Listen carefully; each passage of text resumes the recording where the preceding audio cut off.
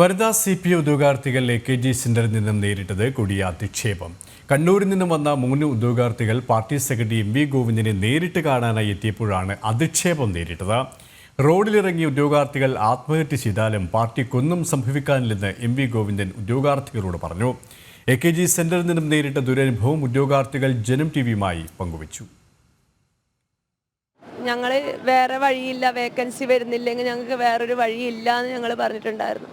അപ്പോഴാണ് ഞങ്ങളോട് പറഞ്ഞത് ഇങ്ങനെ എന്ത് വേണേലും ചെയ്തോ, ഞങ്ങൾക്കത് പാർട്ടിക്കൊരു പ്രശ്നമല്ലാന്ന്.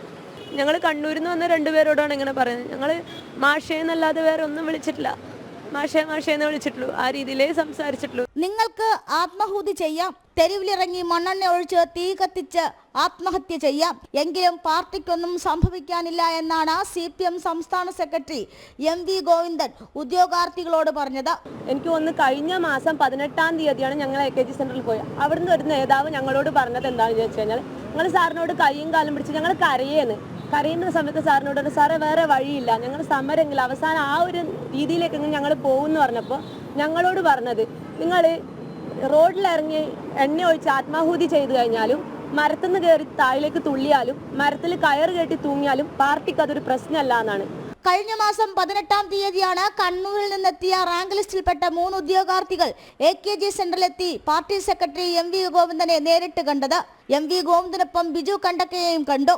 MV ഗോവിന്ദന്റെ ഭാഗത്തു നിന്നും ഉദ്യോഗാർത്ഥികൾക്ക് അനുഭവിക്കേണ്ടി വന്നത് കൊടിയ അധിക്ഷേപമാണ്. പ്രധാനപ്പെട്ട ഒരു മന്ത്രി പറഞ്ഞത് ഇങ്ങനെ, നിങ്ങൾക്ക് മീൻ കച്ചവടം ചെയ്യാൻ പൊക്കൂടെ. കേരളത്തിലുള്ള ഇടത് MPയും യുവജന നേതാവും പറഞ്ഞത് പോലീസ് ഉദ്യോഗസ്ഥരാകാതെ മറ്റെന്തെങ്കിലും ജോലിക്ക് ശ്രമിച്ചുകൂടെ എന്നും. ഇടത് നേതാക്കളിൽ നിന്നും അനുഭവിക്കേണ്ടി വന്ന സൈബർ ആക്രമണങ്ങൾ വേറെ. സമരത്തിന് മുന്നേ ബ്രാഞ്ച് സെക്രട്ടറി മുതൽ സംസ്ഥാന സെക്രട്ടറി വരെയുള്ള ഇടത് നേതാക്കളിൽ നിന്നും ഉദ്യോഗാർത്ഥികൾക്ക് നേരിടേണ്ടി വന്നത് അധിക്ഷേപങ്ങളും അവഗണനയും മാത്രമാണ്.